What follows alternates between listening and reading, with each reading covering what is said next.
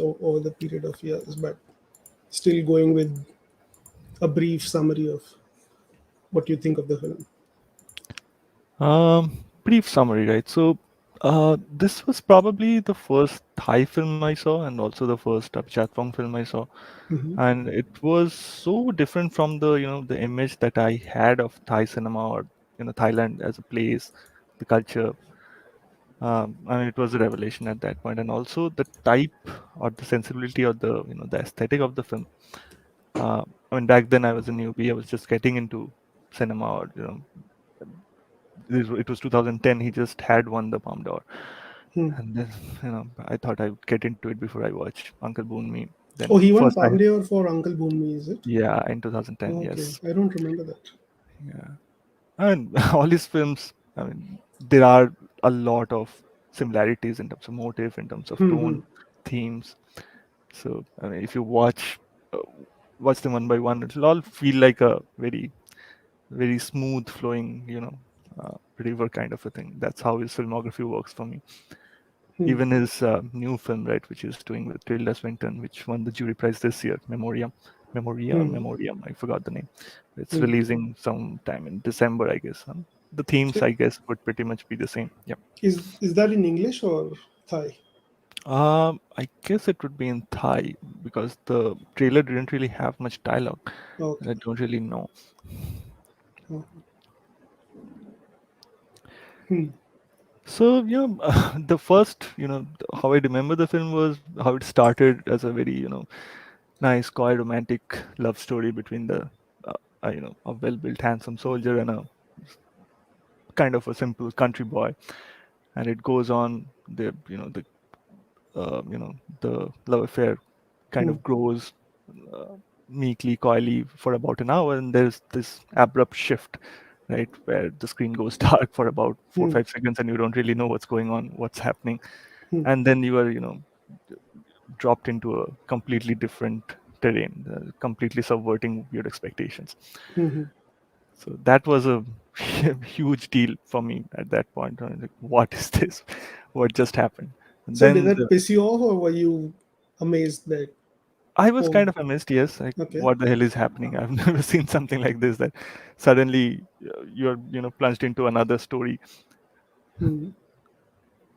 So the So, so the first thing that came to mind, and I actually saw it with a friend, and friend as in a senior, college senior, who was more well versed than me at that point of time in cinema. I mean, he was one of the people who got me interested into cinema and all that. And I still remember his kind of commentary at the end of the film that this is and this film is a comment on how love works. Right, hmm. first you fall in love, you cuddle, you give each other gifts, you lick their fists, like quite figuratively, and, Hmm. and then finally you give your flesh and spirit to a shape shifting saman or spirit, and this the nightmare is even more beautiful than the romance itself. That's how he described it, and that still sticks in my mind. I had a different interpretation, but I'll talk about it Yeah. later on as we go. But in terms of first impressions, right? If I have to jog my memory down Hmm. 10, 11 years, which is around the same time when you saw the film, Hmm. is is that I enjoyed the first half very much because it's very relaxed and it has a, you know, summer romance Yeah. kind of vibe throughout the first half. And as you said, right, there's an abrupt shift in change. All of a Hmm. sudden it becomes a survival film Yes. in the jungle. And it I was slightly bored in the beginning when the survival film started. I was hoping it's just a dream sequence, or he's gonna snap out of it and he's gonna go back to that old story, but that never happens. So, and there's long periods of silence in the Yep. jungle sequence. So at that point, I wish they continued the first one. But once the monkey starts talking and he does an exposition dump, right? Like, Yeah. okay, this is what's going to happen and this is how you're going to survive this. And yeah, at that point I was hooked. Yeah. And from that moment on, then you find the ox, then you find the tree, then you find the naked guy. It just keeps getting better and better, and then the movie ends. Yeah. And that final scene with the tiger, right? And yeah, so yeah, uh, by the end of it, I was in awe of the whole thing. Yeah. So now watching it again this time, I had a slightly different reaction. Hmm. I still enjoy the first half. It's still, like you said, a smooth, free flowing, uh, very natural feeling uh, love story. Yeah. And but this time I noticed all the clues he's planting in your head towards what's coming, Hmm. and I could see the build up happening towards the tone shift. So in a way, it didn't feel jarring this time. Oh, It felt can like you the elaborate logical. on the kind of clues that you found? Yeah, yeah. So it felt like a logical conclusion that yes, the next half of this is has to be in this dimension. Hmm. So I'm trying to remember. Uh, these boys, they go to, I believe it's some lake, Uh-huh. right? Yes. And Yeah. they sit on the pier Yeah. Yeah. by themselves, and this lady, just Yeah. walks into their Yeah. private moment, and she's like, "Hope you don't mind," and she sits down with them and Yeah. uh, tells And them a they, story. yeah, about the Stories monk. of a little monk who Yeah. meets two blue collar workers, Hmm. and on the way he says, if you go to that lake Mm. and pick up some stones, you will find what you seek, or something like that, right? Yeah. And they do. They go to the lake, they fill up their bags with some stones, and when they dump it out, it's gold and silver. Yeah. Fantastic. Then, uh, when they try to do it again, it turns into frogs. So there's a few things being established here that so far, yes, you've been following the love story of two boys, but there is something more to that in this world. In the sense, this is a world where there is some element of fantasy or magic involved, and animals have an important part to play. And uh, you can't take things for face value. Hmm. So, from a storytelling point of view, these are the things being established. And in fact, if you go further back into the movie, when they find the dead body Hmm. and they wrap him in a bag and uh, Yeah, that's a take him home. big opening scene of the movie. Yeah, Yeah. yeah, yeah. So at night when they're eating, someone says that tonight the body will bloat and the spirit will Yeah. be finally released. Yeah. So when the first time you watch it, you think, it's some old uncle and a superstition. Mm. But the second time you watch it, you think that, okay, I see what's happening here in this world that is being established. This is a serious possibility that can happen. Yeah. And then this lady, kind of never lets them go, right? Like she sticks to them and drags them along Hmm. to her They were home, going and to go. They went into a cave, and then right, right. She takes them to some underground caverns, and yeah. uh, over there, it's um, how do I say this? It's slightly symbolical or metaphorical in the sense that the path you go deeper and deeper, the harder it gets to pass through, Hmm. and uh, the more dangerous it gets, right? There's some signs of, Yeah. oh, you might see some poisonous gas, and Yeah. you might not find a way out. You may not fit into the cave when you jump down and things like that. Yeah. So it gets more dangerous as you go along. Yeah. And And quite surprisingly, it's the soldier who backs out. yeah, yeah. So uh, and then, oh yeah, she said it doesn't matter if you take a candle or a torch, Yeah. the light will not reach. Yeah. That means whatever you want to see, cannot be shown to you. You have to go and find it yourself. So that I took that whole segment as a metaphor for commitment. Mhm. That here she's showing them the way, that here's the way forward for you guys. Yeah. I'll show you. And the young guy is like, okay, let's do it. I don't, who cares if we live or die? We'll just do it. Yeah. And like you said, the soldier who's supposed to be, all about the bravado is the one who steps back. Mm. So that also led me to believe that, okay, this relationship has not been cemented yet. It's still in its Mm. formative stages, Yep. because this whole circus of commitment was a failure. Mm.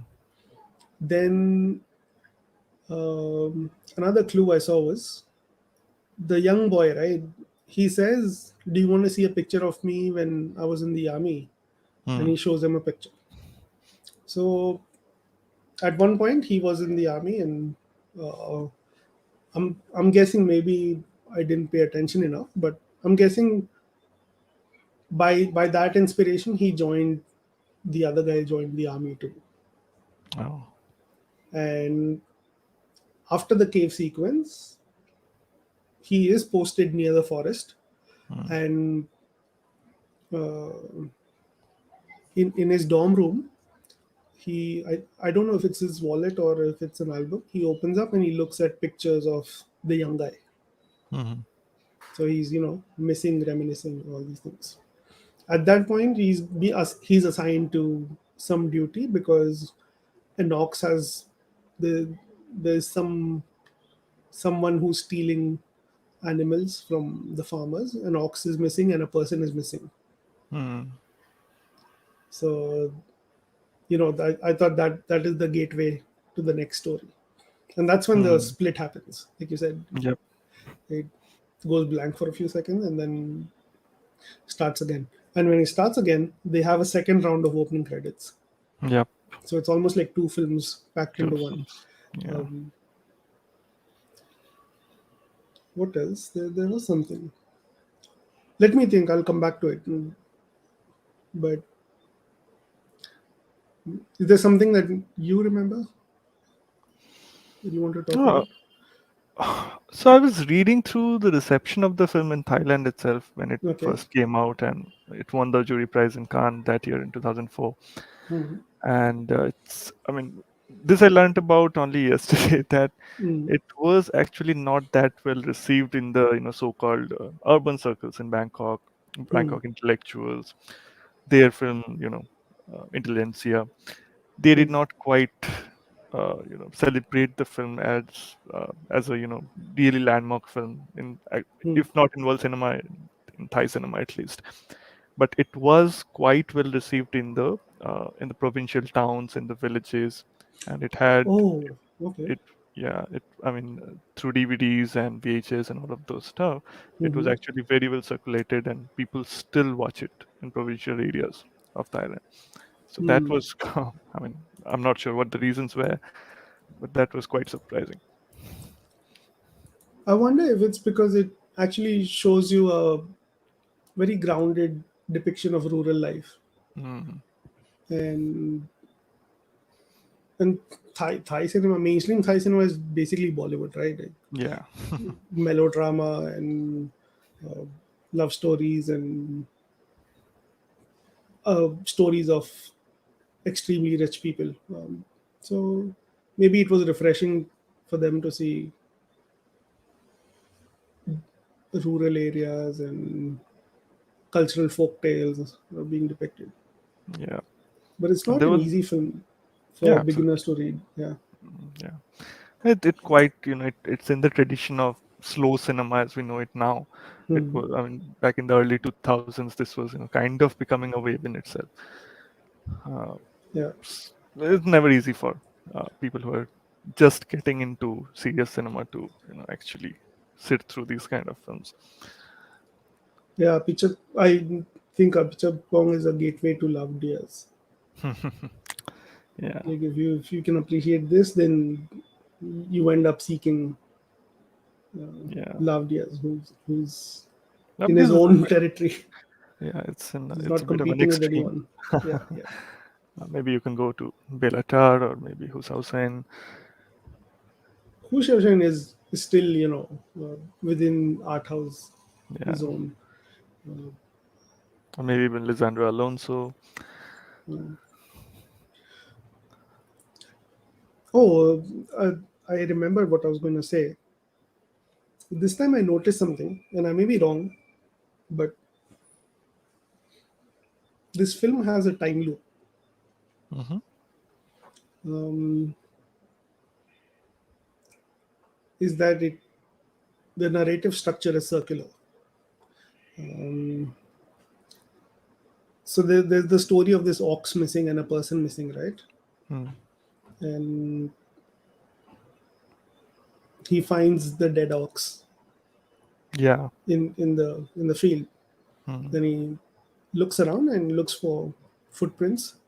And he notices paw prints of the presumed tiger, Mm.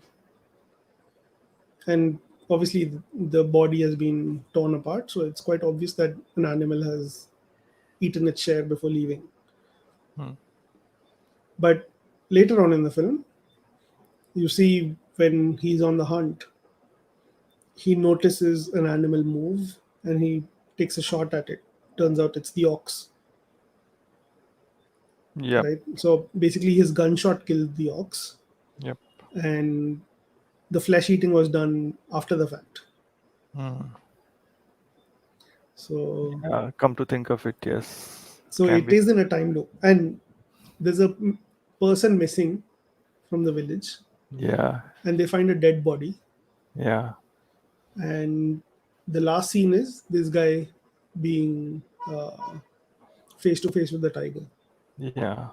giving up, basically praying and giving up in horror. So the dead body is also him. So it goes in Hmm. a circle. Yeah. Yeah. That's an interesting way to look at it. Yes. Didn't really Yeah, think about it. it's in a time loop. It's quite Yeah. fascinating. So it's one thing I noticed this time around. Trying to During the think. second half of the film, I mean, both times when I saw it the first time and this time also, I dozed Hmm. off in the middle, and I think Apichatpong would have liked it to hear that I have dozed off. Yeah, I remember seeing some interview of him many years ago. Then to him, films are dreams, Yeah, and like you said, right? He doesn't mind falling asleep in films. he actively advocates it in some interviews. He Yes. advocates it. That's the first. Yeah, and I don't know if you know that or not. In 2018, at the Rotterdam Festival, he actually showed a. I don't know whether you can call it an installation. So he conceptualized something called Sleep Cinema Hotel, right? So Okay. it was an hotel where it's not really an hotel in that sense. It was a dormitory Mm-hmm. with like 25, 30 beds, and there was a huge circular screen with projection at the center. Mm-hmm. And you had your normal things that you get at an hotel, your buffet breakfast, lunch, dinner, whatever. So he curated 120 hours of footage, non-looping footage. So each image which was being shown was unique. It was never being shown twice. And Mm-hmm.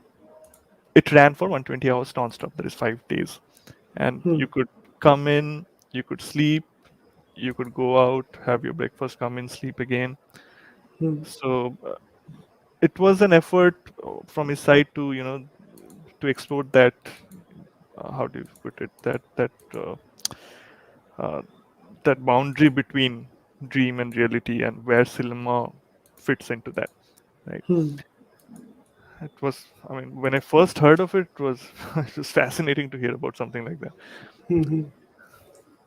And he has done it subsequently as well. He had another installation at in London at the Tate Modern, I guess, Hmm. where he was showing around four of his features and some of his shots. And similarly, Hmm. where he was introducing the whole thing, he just actively advocated, asked the people to please feel free to fall asleep and write Hmm. down your impressions in the morning after you dream. I would like my images to feed your dreams. Hmm. Interesting. Slightly off topic, but Maybe you've heard of this film called Ambience, which was And supposed to be screened in 2020. oh, that huge film with the like 20-hour runtime or something like No, that, no, right? no, not 20 hours. 30 days 30 days. runtime. Yeah, yeah, 30 yeah, yeah. days. Yeah. 30 days non-stop, 24 hours. Non-stop. Yeah.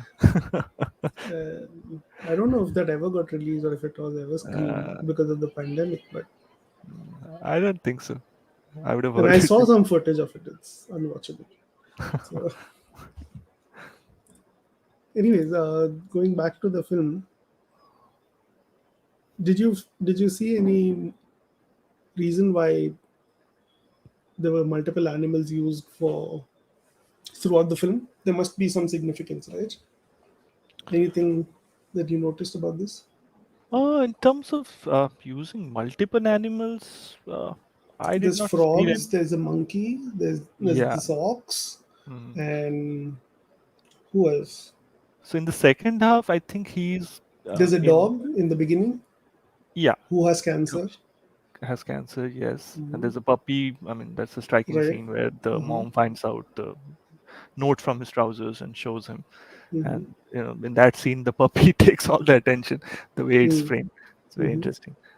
But in the second half, I think I thought they were incidental, the animals, because he is inheriting from a folklore, right?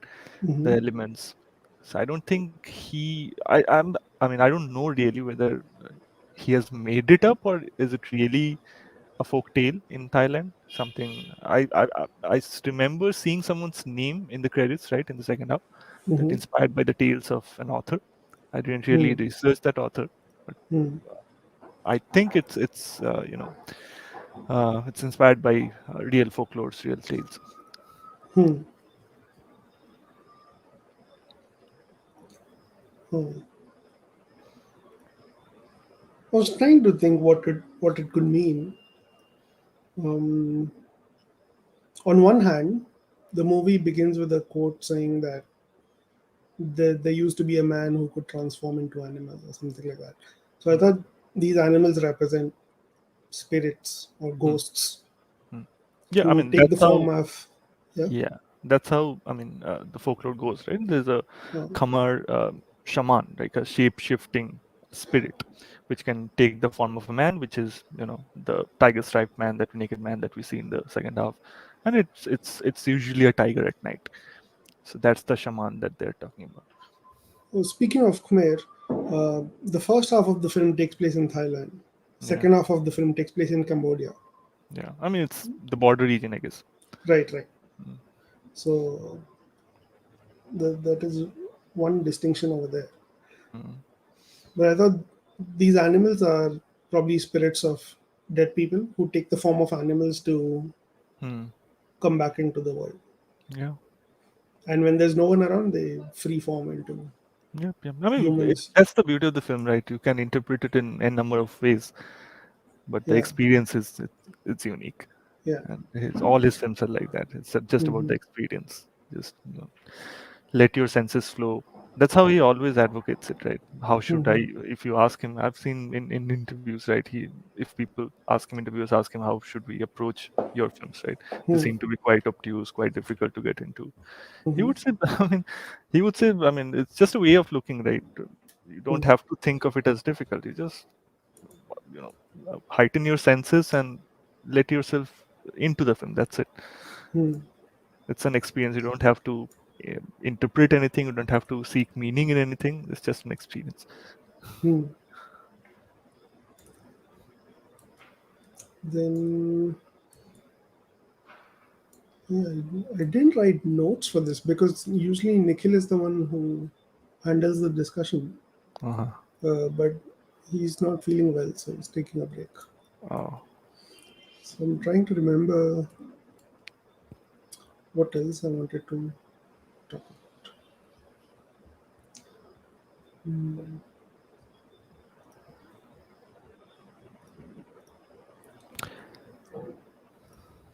Yeah, my interpretation of this film was that, yeah, I mean, of course, it is about this relationship, but it's about the primal aspect of relationship, Mhm. which is unspoken, Yep. uh, the tension between two people, Yep. and within that tension occurs because one person wants the other slightly more, Mhm.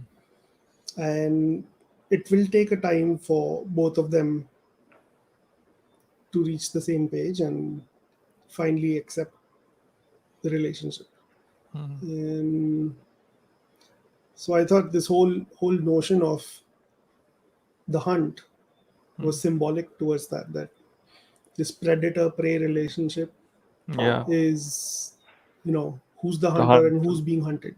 Yeah, yeah, yeah. Hunter becomes the hunted in the second half if you Yeah, look at yeah, it in that way. Yeah. yeah, yeah. And the Basically, both are hunting each other, right? Like one mm, has a gun and the other is just mm, an animal. yeah. So both are trying to hunt each other. So Yep. it, it's a matter for them to finally reach the same position and decide where that relationship is going to go. Yep. Then,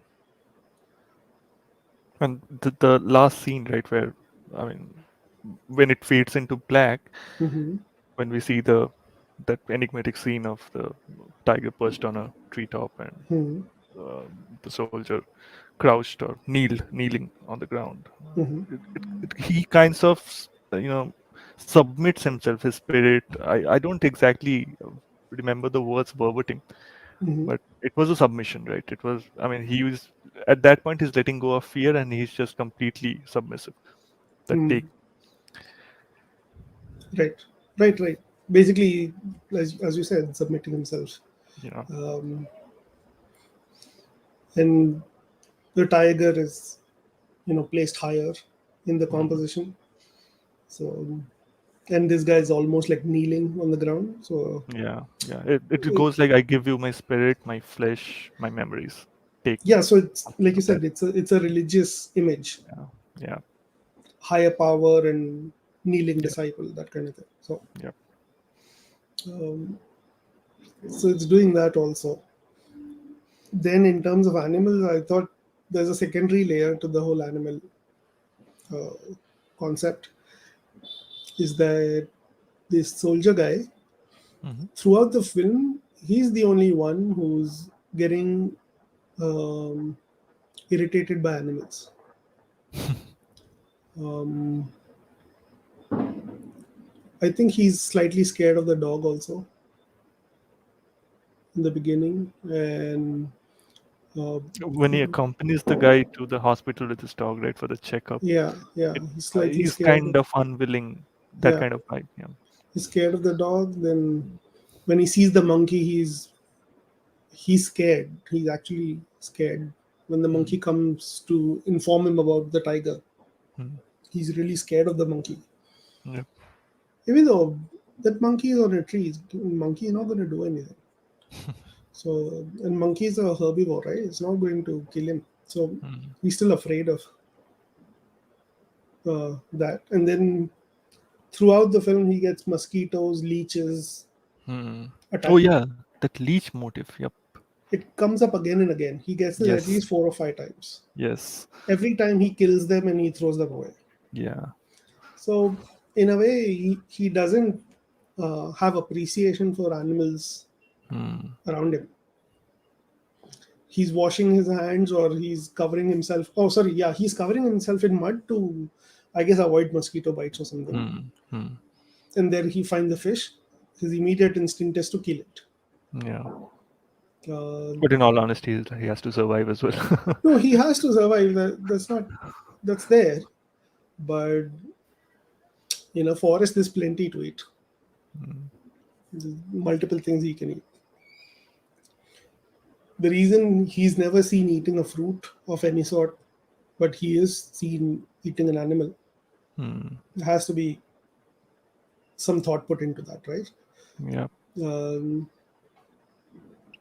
then over there again, like you see some leeches, mosquitoes, and he kills all of them. Mm. He sees correct me if I'm wrong, I think it's a golden beetle that comes Yep. to his hand, Yes. right? And now that is a striking animal, or insect. Mm.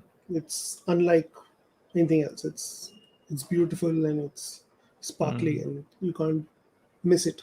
Mm. I think that's the first time he appreciates an animal for what it is and decides to let it live. Mm. Yep. And I saw that as a moment of change for his character. Mm.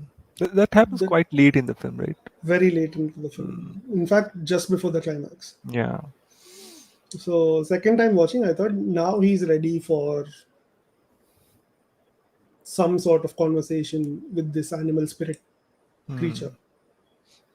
Before that, it was doesn't matter who comes first, that person is getting shot. Mm. So Yep. Maybe yeah, he's yeah.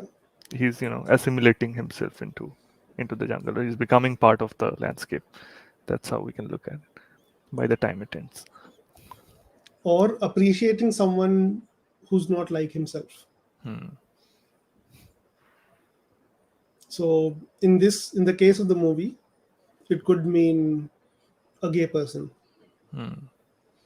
right? That in a way, a gay person has no threat to a straight person, Hmm. right? They live their own lives, we live our own lives. Hmm. But uh, I guess in the context of the film, Hmm. he finally learns to, you know, let animals be and appreciate them for what they are. So Hmm. uh, this is him showing appreciation, not appreciation, but willing to cohabit the space with someone who's not the same as him. Hmm. Yep.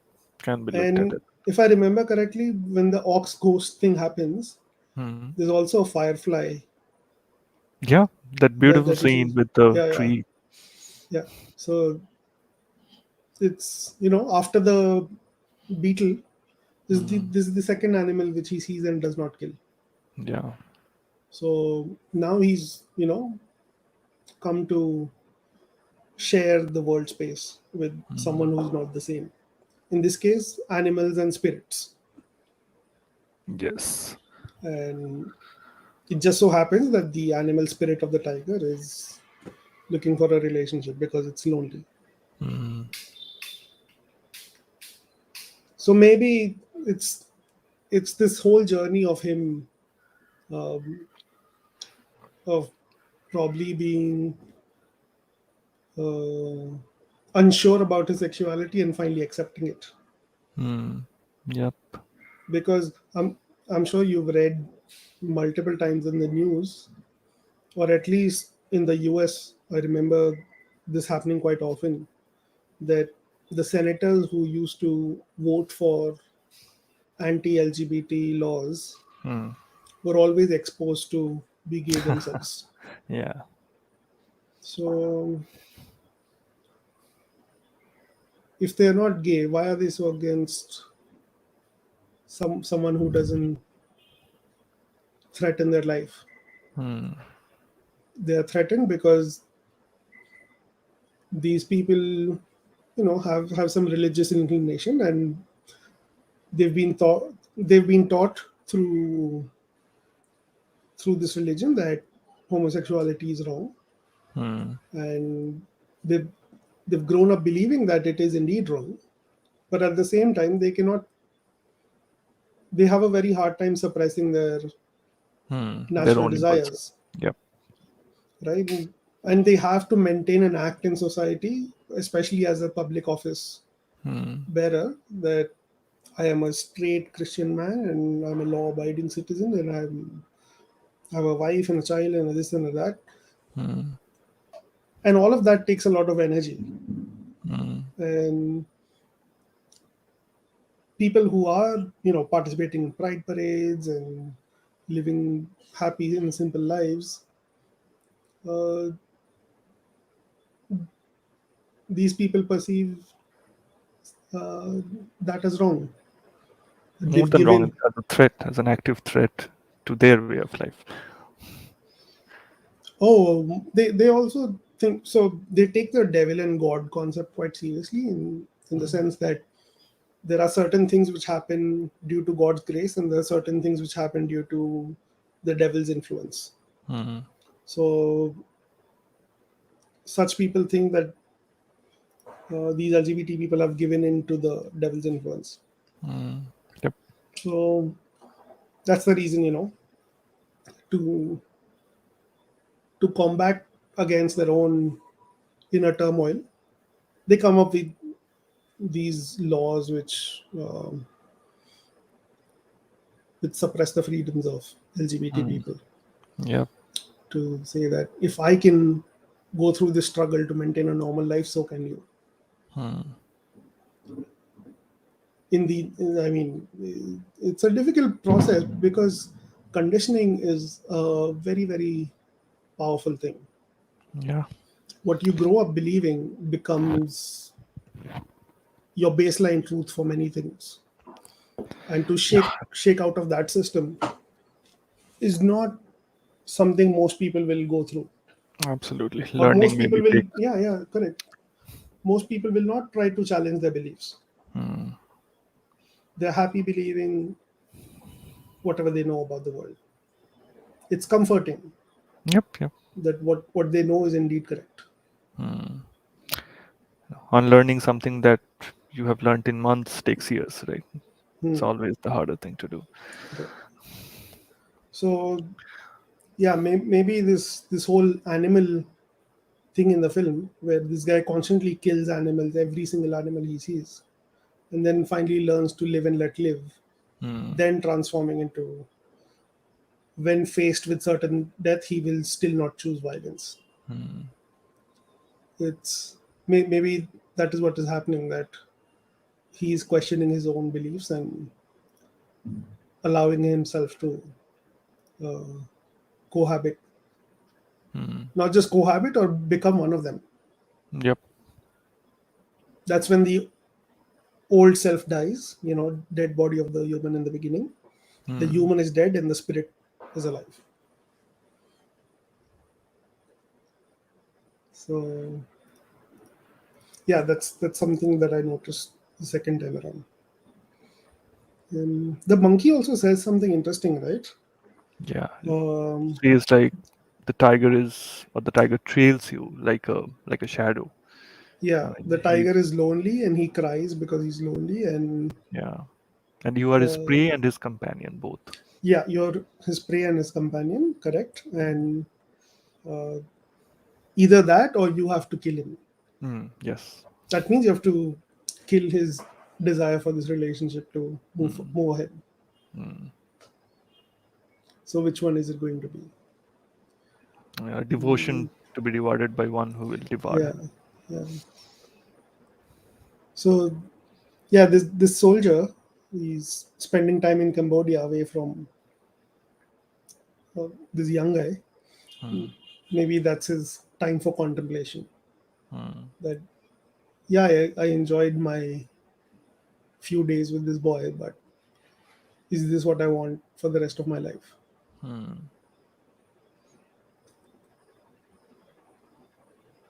Because the whole story kicks off when he's looking at the photographs, right? Mm. So Yep. I'm thinking that's his journey towards acceptance of this relationship. Mm.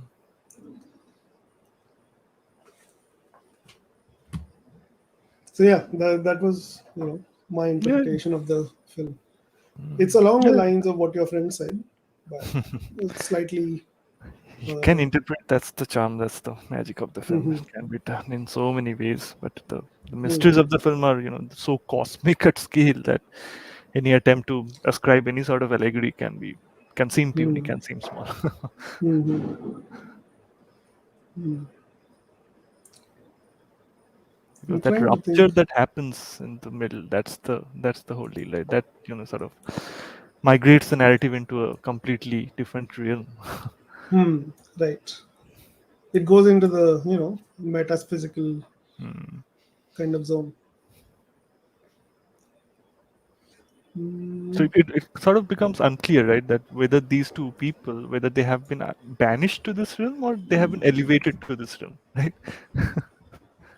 If you choose to look at it no, that I way. thought it was just representation of what is about to happen, but Mm, in in a different format. mm, Instead of showing you the rest of the story, whether he likes her or doesn't like him, or he's giving mixed signals, all these, instead of doing the traditional love mm, story. mm. No, by the time the first half ends, it's quite settled, right? That they are, I mean, that scene, that loaded scene, that's one of the most sensual scenes I've ever seen, right? The fist licking scene. Oh, right. Uh-huh. Oh. At that point, we are sure, right, that they both like each other. There is reciprocation at a similar scale. And No, when, so at when, hmm, that scene, uh, when he picks up his hand and starts smelling it, hmm, uh, the young guy is smiling. he says, He I thinks haven't even it's watched it. yeah, it's he thinks it's he's just playing a prank and Yeah. trying to disgust him. But after a few seconds, he realizes that Hmm, no, this is going in some other direction, and he becomes hmm, very serious. hmm. And the way it And ends, right? He walks off into the darkness, and this guy mhm, drives off in his bike, smiling, and there's a pop song which plays in the background. mhm, That's how it ends, mhm, right? mhm, And just the use of sound in the film, right? There's hardly any background score or anything. It's all natural sounds, and at mhm, places there is some pop music. That's all. mhm. I'm guessing the pop music is the cassette he gave to him, right? Some Ah, band called yes, Chase. yes. I'm Clash, assuming it Clash Clash. or Yeah, Cheese? Yeah. Mm, I'm assuming that's the mm. same track they're using. Yeah, and there is that scene where he gets on stage with that woman who is performing, right, while they are out uh, eating something at some Hmm. just before that synchronized aerobics class, which is happening. Hmm. Hmm. Right. That's also a fantastic scene. Yeah. I just realized cats clean themselves Oh yeah, by licking, yep. right? So even when to clean their kittens, Hmm, the mom licks the baby clean. hmm, They don't they don't like water because it's hmm, too wet and it weighs down their fur. hmm. So they prefer to lick themselves clean. Yeah. And in a way, the licking of each other's hands, that is feline behavior. Hmm, Right? It's cat-like tendencies. hmm. Hence tiger. Hmm. Hmm. Trying to think if there's anything else. If not, we end the live stream at least. Yeah, it's hard to Hmm. continue over and over 40 Oh, 45 minutes with two people. yeah, yeah, yeah. So usually, if there's more people, it goes quite Hmm, long. Some, on average, our discussions end up at 1.5 hours. hmm, But when there's multiple participants, or if the film has a lot of things packed into it, hmm. we have gone. The longest we've gone is 3 hours, Oh, wow. and That's like and Amit time Verma's flies. podcasts. Sorry, what? It's like Amit Verma's podcast, right? The seen and the unseen. Oh, I'm not sure who that is, but it is like I know some of our listeners Hmm. do treat it like a podcast.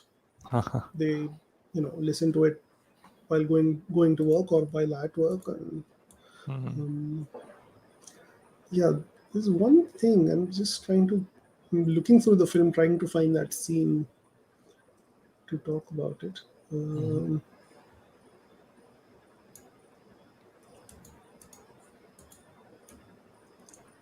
oh yeah, I just realized this young guy, right? Hmm.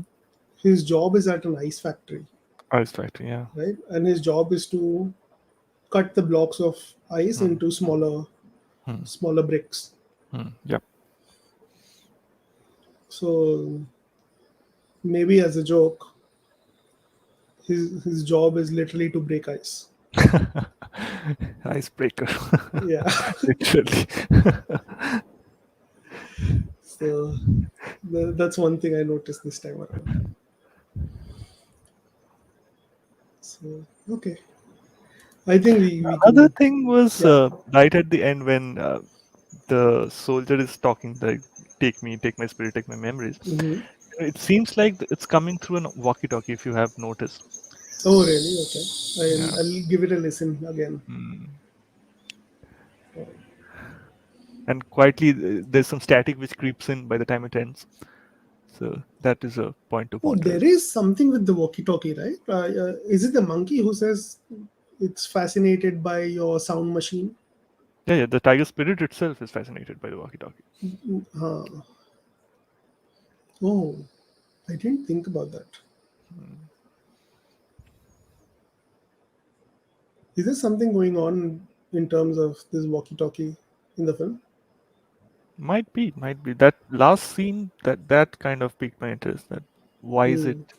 Why does it seem like it's coming through a walkie-talkie? Then, I mean, Hmm, it, hmm, hmm. it's supposed to it's supposed to be just his voice, right? Not through a walkie-talkie. And his walkie-talkie gets destroyed, if I'm not Mm. wrong. Yeah. So the fact that it's still coming from a walkie-talkie and When he gets thrown down the mountain, I hmm, think that's the point where it gets destroyed.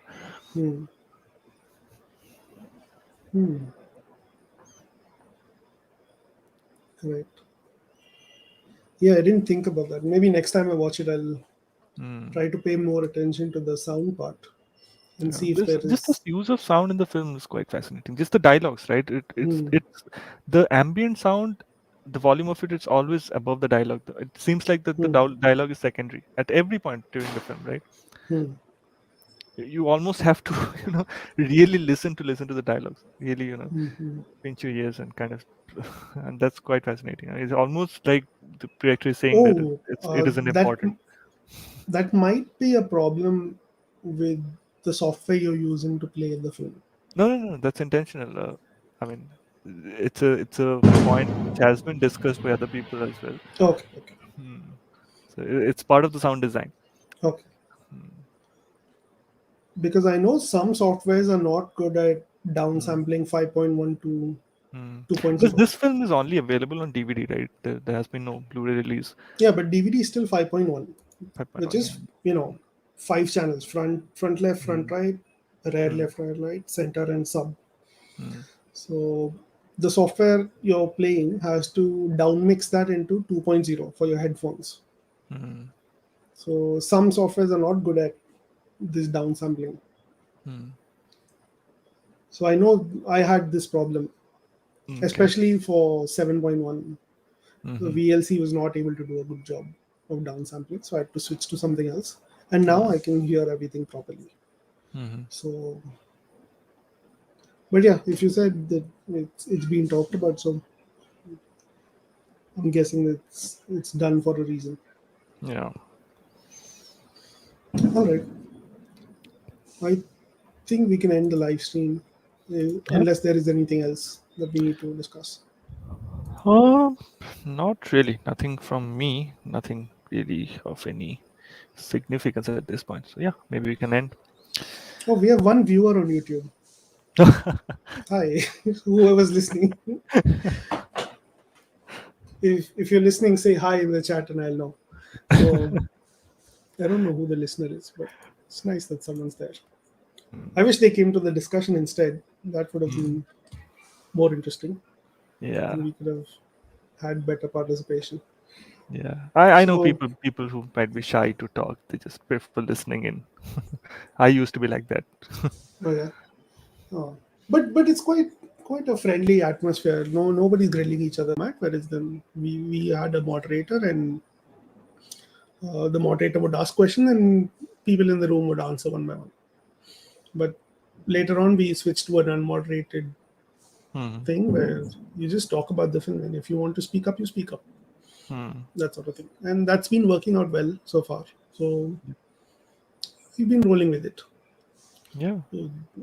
If there's something better that some of the members suggest, then we may adopt that and we may give that a shot.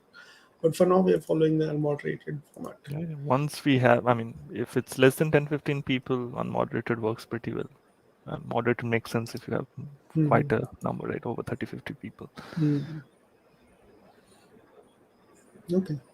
All right. Let me just end the stream and I'll be back. Sure.